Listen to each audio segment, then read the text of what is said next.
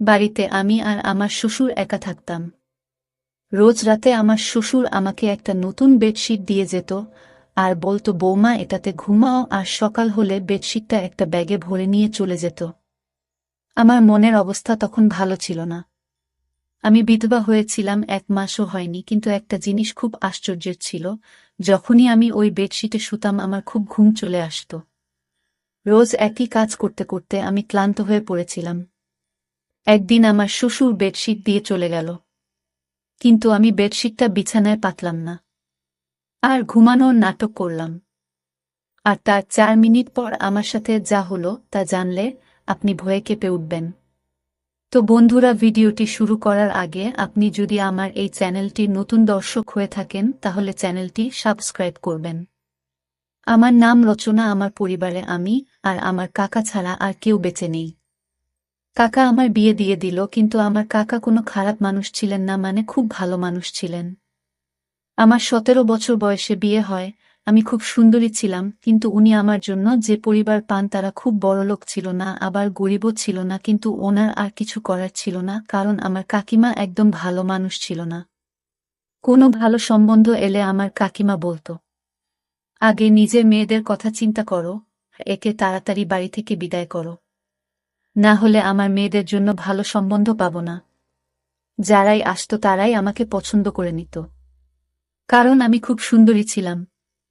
আর আমার কাকার মেয়েরা মোটা আর কালো ছিল, কিন্তু তারা আমার সঙ্গে ভালো ব্যবহারই করত। সবকিছু ঠিক ছিল, খালি কখনো কখনো আমার কাকিমা রেগে যেত, কারণ সম্বন্ধ তার মেয়েদের জন্য আসত। কিন্তু তারা আমাকে পছন্দ করে চলে যেত। এমনও হতো যখন সম্বন্ধ আসত কাকিমা আমাকে লুকিয়ে দিত। তারপর কাকা অধৈর্য হয়ে আমাকে যেখানে পাঠানোর তাড়াতাড়ি পাঠিয়ে দিলেন। কোনো খোঁজ খবরও নিলেন না, বেশি কোনো প্রশ্ন করলেন না। যে বাড়িতে আমার বিয়ে হয়েছিল সেখানে কেউ ছিল না। আমার বর দেরাদুনে চাকরি করত, সেখান থেকে বাড়ি আসতে তার একদিন সময় লেগে যেত, তাই রোজ আসা যাওয়া করতে পারত না। প্রতি 4 মাস অন্তর 1 সপ্তাহের ছুটি নিয়ে আসত। আমি ভাবতাম, ঠিক আছে, বিদেশে তো আর থাকে না, না হলে বছরের পর বছর অপেক্ষা করতে হতো, তা ও আসতে পারত না। বাড়িতে আমার শ্বশুর ছাড়া কেউই ছিল না, কিন্তু আমার বর বলল, তোমার চিন্তা করার দরকার নেই। আমার বাবা খুব ভালো মানুষ, আর উনি সত্যিই খুব ভালো মানুষ ছিলেন, আর আমার খুব খেয়াল রাখতেন। দিয়ে 2 সপ্তাহ পর আমার বর আমাকে বলল, আমাকে যেতে হবে। আমি শুধু 2 সপ্তাহের ছুটি নিয়েছিলাম। আমি ওকে ভারাক্রান্ত মনে বিদায় দিয়ে দিলাম।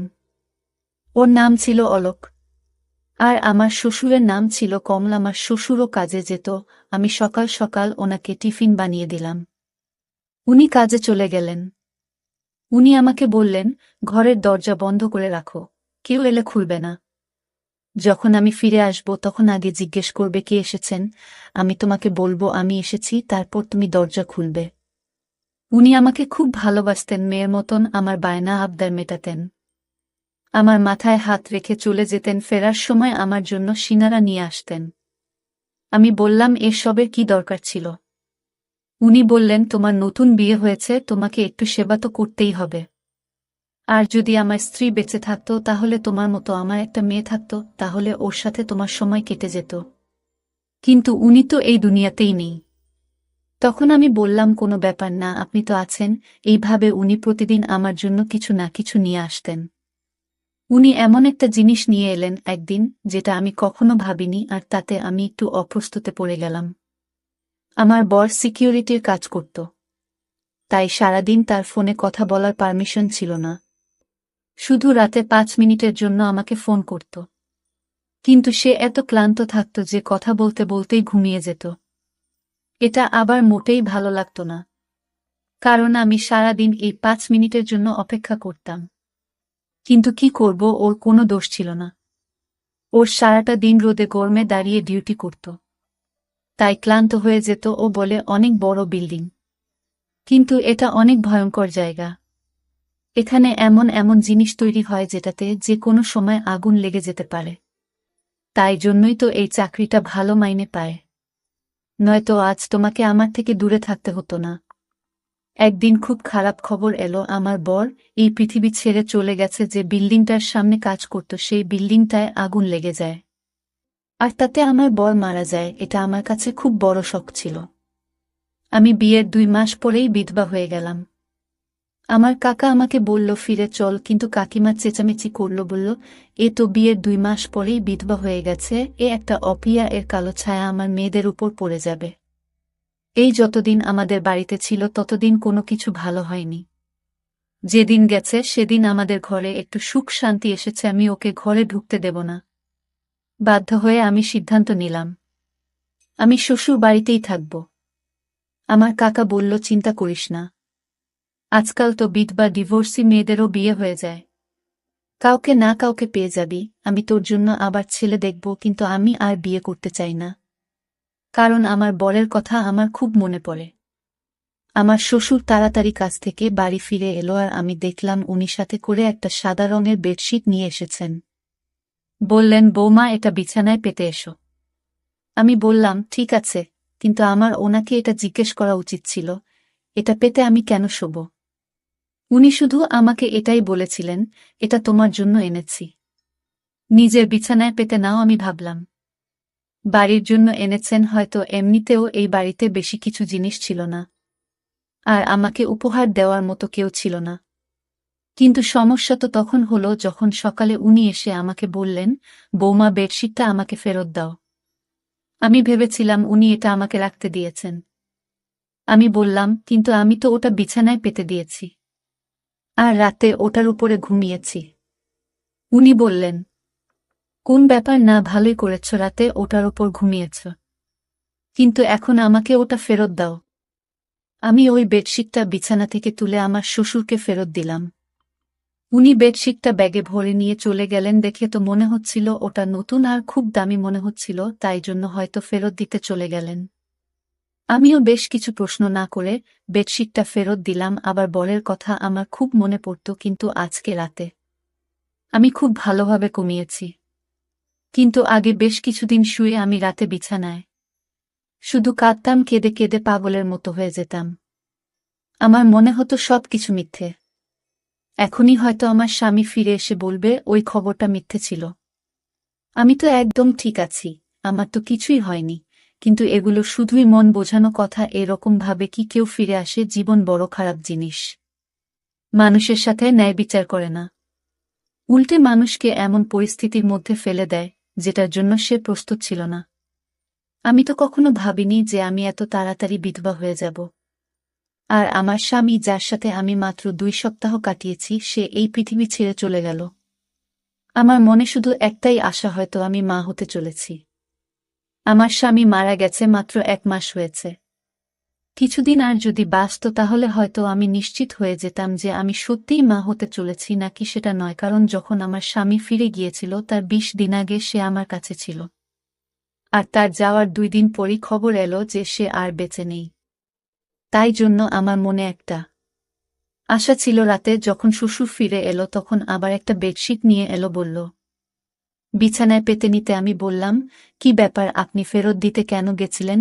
উনি বললেন যে দোকান থেকে আমি এই বেডশিটটা নিয়েছিলাম, ওই দোকান থেকে আমার বন্ধু ও বেডশিট নিয়েছিল, কিন্তু ও বোন বাবা ওটা দাম কমে গিয়েছে, আর আমারটা দাম বেশি নিয়েছে, তাই আমি ওটা নিয়ে ঝগড়া করতে গেছিলাম। দোকানদার আমাকে 2 টাকা ফেরত দিয়েছে, তুমি গিয়ে শুয়ে পড়ো। আমি বললাম ঠিক আছে। আমি আবার বেডশিটটা পেতে নিয়ে শুয়ে পড়লাম। এমন ঘুমান না, একেবারে সকালে গিয়ে ঘুম ভাঙল, কিন্তু সকালে আমার শরীরটা ভালো লাগছিল না। আমার মনে হচ্ছিল আমি মা হতে চলেছি। তখন আমার মাথাটাও ঘুরছিল, আর গা হাত পা ব্যথা করছিল। কিন্তু সকালে যখন জল খাবার বানাচ্ছিলেন, শ্বশুর আবার এসে বলল বেডশিটটা ফেরত দাও। আমি অবাক হয়ে গেলাম। আমি ওনাকে কিছু জিজ্ঞেস করতে গেলাম তো উনি বললেন আবার এখন টাইম নেই, তাড়াতাড়ি ওটা নিয়ে আসো। আমি তাড়াতাড়ি ওটা এনে ওনাকে দিয়ে দিলাম। উনি কোনো উত্তর না দিয়ে বাজারে চলে গেলেন আর বললেন আমার অনেক কাজ আছে বোমা, তুমি নিজের খেয়াল রেখো। আমি ভাবলাম এসব কি হচ্ছে, কখনো ফেরত দিতে চলে যান, কখনো নিয়ে চলে আসেন, জানি না উনি কি করছেন। বুড়ো মানুষ, এরা খুব সহজেই অন্য লোকের কথা বিশ্বাস করে। যখন বেডশিটটা নিয়েছে তখন চুপচাপ রেখে দিন। 1-2 টাকার জন্য এত ঝামেলা করার কি আছে? আজকাল তো 2 টাকায় একবার খাবারটাও হয় না। কিন্তু আমার শ্বশুরকে কে বোঝাবে? আমার শরীরটা পুরো দিন খারাপ হয়ে রইল। আমি মনে মনে খুশি হলাম যে আমি মা হতে চলেছি। আমি এই জন্য খুশি হয়েছিলাম যে আমার স্বামীর কিছু না কিছু চিহ্ন তো আমার কাছে থাকবে। আমি ভেবে নিয়েছিলাম যে যদি ছেলে হয় তাহলে আমি তার নাম আমার স্বামীর নামে রাখব। এই ভেবে অলোক আমার জীবনে আবার ফিরে আসবে। কেউ তো আমার নিজের হবে, না হলে তো আমার জীবনে নিজের বলে কেউ নেই। একমাত্র স্বামী ছিল সে, ও এই পৃথিবী ছেড়ে চলে গেল। আমার শ্বশুর তো রুটিন বানিয়ে ফেলেছিল।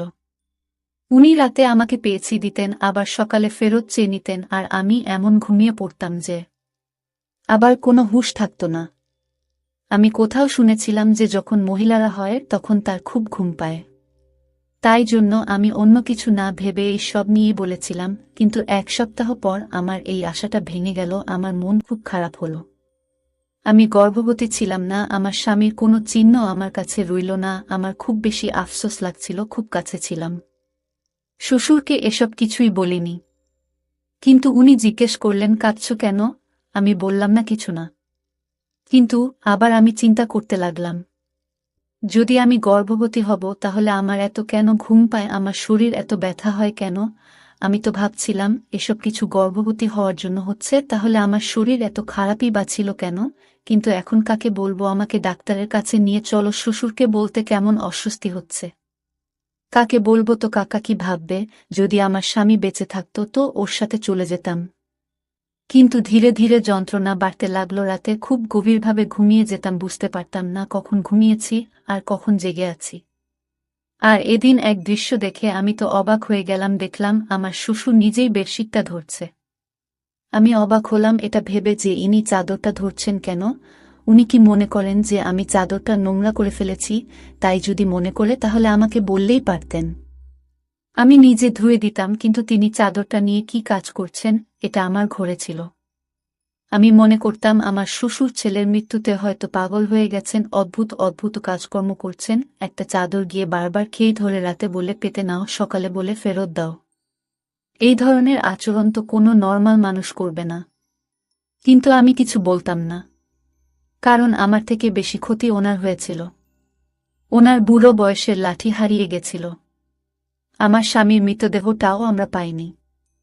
শুধু আমাদের এটুকু বলে দেওয়া হয়েছিল যে সে এই পৃথিবী ছেড়ে চলে গেছে। কারণ বিল্ডিং এ আগুন লেগেছিল, তাই বেশিরভাগ লোকের মৃতদেহ পাওয়া যায়নি শেষবারের মতো। আমার শ্বশুর ছেলেকে প্রাণ ভরে দেখে ও নিয়ে আর আমিও দেখিনি। তাই জন্য হয়তো আমাদের মনে অনেক দুঃখ জমেছিল। আর সেই দুঃখটাকে বার করার জন্য উল্টো একটা কাজকর্ম করছিলেন। আমি এই বিষয়টায় বেশি গুরুত্ব দিলাম না, আর আমার শরীর আরও বেশি খারাপ হতে লাগল। আমি আমার শরীর নিয়ে খুব বেশি অসুবিধায় পড়লাম। এখন তো আমি ঘরের কাজ করব ঠিক করে করতে পারছিলাম না। আমার খালি বমি হতো। একদিন আমার শ্বশুরবাড়ি ছিল না, তখন একজন প্রতিবেশী আমার বাড়িতে এলো। আমি তাকে সবকিছু বললাম। সব শুনে সে বলল, তোমার শরীর তো খুব খারাপ মনে হচ্ছে, এরকম ভাবে চললে হবে না। বাড়িতে শুধু যদি শ্বশুর থাকে তাহলে ওনাকে বলবেন না তো কাকে বলবে? এতে লজ্জা পাওয়ার কি আছে? লজ্জা পেতে গিয়ে মরে যাবে নাকি? চলো তুমি আমার সঙ্গে। সে আমাকে হাসপাতালে নিয়ে গেল। ডাক্তার আমাকে চেক করে বলল আমি মা হতে চলেছি। শুনে তো আমি থমকে গেলাম। আমি বললাম, ডাক্তারবাবু এটা কি করে সম্ভব? আমার স্বামী তো মারা গেছে। উনি আমাকে কোনো তারিখের ব্যাপারে জানতে চাইলেন। আমি ওনাকে সবকিছু বললাম। আমি ওনাকে বললাম, হ্যাঁ আমারও আগে মনে হতো এমনটা, কিন্তু সেটাও তো প্রায় 1 মাস হয়ে গেছে। আমার স্বামী 2 মাস আগে আমাদের ছেড়ে চলে গেছে। কিন্তু ডাক্তার বলল কখনো কখনো এরকমটাও হয়, হয়তো আপনার সাথেও এমনটাই হয়েছে। মহিলার শরীরে কোনো লক্ষণ দেখা দেয় না, কিন্তু তবুও সে গর্ভবতী হয়। আমি তো কিছুই বুঝতে পারছিলাম না। তারপর ডাক্তার আমাকে বলল, তুমি কারো সাথে কোনো নোংরা কাজ করনি তো? আমি বললাম, সৃষ্টিকর্তার দিবি আমি এমন কোনো কাজ করিনি। আমি তো আমার স্বামীকে খুব ভালোবাসতাম। আর আমি ওনাকে বললাম, আমাদের বাড়িতে তো আমার বউ শ্বশুর ছাড়া আর কেউ থাকে না, আর আমি কোথাও যাওয়া আশাও করি না। ডাক্তার বলল, ঠিক আছে দেখো, কিছু মনে করো না। এসব ক্ষেত্রে এই ধরনের প্রশ্ন করা হয়। কিন্তু তুমি মা হতে চলেছ এটা একদম নিশ্চিত। এখন আমি এটা জানি না যে তুমি আমাকে মিথ্যা কথা বলছো নাকি তুমি তোমার তারিখটা বলতে ভুল করছো। আমি আবার হিসাব করতে শুরু করে দিলাম। কিন্তু আমার হিসাব মতো এই বাচ্চাটা আমার স্বামীর ছিল না। আমি ডাক্তারকে মিথ্যা বলে দিলাম, কারণ ডাক্তার হয়তো আমার বদনাম করে দেবে। আমার সঙ্গে আমার পাড়ার মহিলা ছিল, সে বলেছিল সে প্রায় এই ডাক্তারের কাছে আসে, এখন তো সে বাইরে বসেছিল। কিন্তু না জানি যদি কালকে আমার ব্যাপারে কিছু জিজ্ঞেস করে নেয় তাহলে কি হবে। আমি বললাম, আপনি ঠিক বলেছেন, আমি তারিখ গুনতে ভুল করেছি। ডাক্তার আমাকে কিছু ওষুধ লিখে দিলেন আর বললেন, আপনার শরীর একটু বেশি খারাপ অবস্থায় আছে, আপনার নিজের প্রতি অনেক যত্ন নিতে হবে। কিন্তু আমি এটা ভেবে পাচ্ছিলাম না যে বাচ্চাটা কার। যখন থেকে আমার স্বামী মারা গেছে তখন থেকে আমার সাথে এসব কি হচ্ছে। একটা অদ্ভুত ঘটনা আমার সাথে ঘটেছিল, যেটার সাথে আমার শ্বশুর জড়িত ছিল। এটা তো ছিল চাদরের ব্যাপারটা, আর একটা ছিল আমার অজ্ঞান হয়ে যাওয়ার মতো ঘুম পাওয়া। আমি তো খুব চিন্তিত থাকতাম, আমার মনে এতগুলো দুঃখ ভরেছিল, তবু আমি এত নিশ্চিন্তে কি করে ঘুমাতাম। মানুষের পরীক্ষা থাকলেও সে নিশ্চিন্তে ঘুমোতে পারে না। আমার তো জীবন সাথী এই জীবন থেকে চলে গেছিল, আর আমি এরকম নিশ্চিন্তে কি করে ঘুমাতে পারি। কিছু না কিছু গড়বড় নিশ্চয়ই আছে, এটার খোঁজ এবার আমাকেই করতে হবে। এবার আমি ভেবে নিয়েছিলাম যে আমাকে কি করতে হবে, যেটা আমি করছি না, আর সেটা আমার করা উচিত ছিল না। অর্থাৎ একদিনের জন্য আমার রুটিনটা বদলাতে হবে। আর আমার রুটিনটা বদলে ফেললাম, আমি রাতের খাবার খেলাম না। কি জানি, হয়তো আমার খাবারের সঙ্গে কিছু মিশিয়ে দেওয়া হচ্ছে। আমি এটা ভেবে পাচ্ছিলাম না এসব করবে। আমার শ্বশুর আমাকে আবার ওই একই বেডশিট এনে দিল। এখন তো বেডশিটটা অনেক পুরনো হয়ে গিয়েছিল, তাও আমার শ্বশুর ওটাকে এমনভাবে ব্যাগে ভরে আনত যেন নতুন। জানি না ওটাকে নিজের সাথে নিয়েই ঘুরে কেন। আমি বললাম, ঠিক আছে, আমি ওটা পেতে শুয়ে পড়ব। কিন্তু আজ আমি বেডশিটটা না পেতেই বিছানায় শুয়ে পড়লাম। কিন্তু আমি আশ্চর্য হলাম, আজ আমার ঘুম আসছিল না। আমি বুঝতে পারছিলাম না তাহলে কি আমার ঘুমের সাথে এই বেডশিটের কোনো সম্পর্ক ছিল।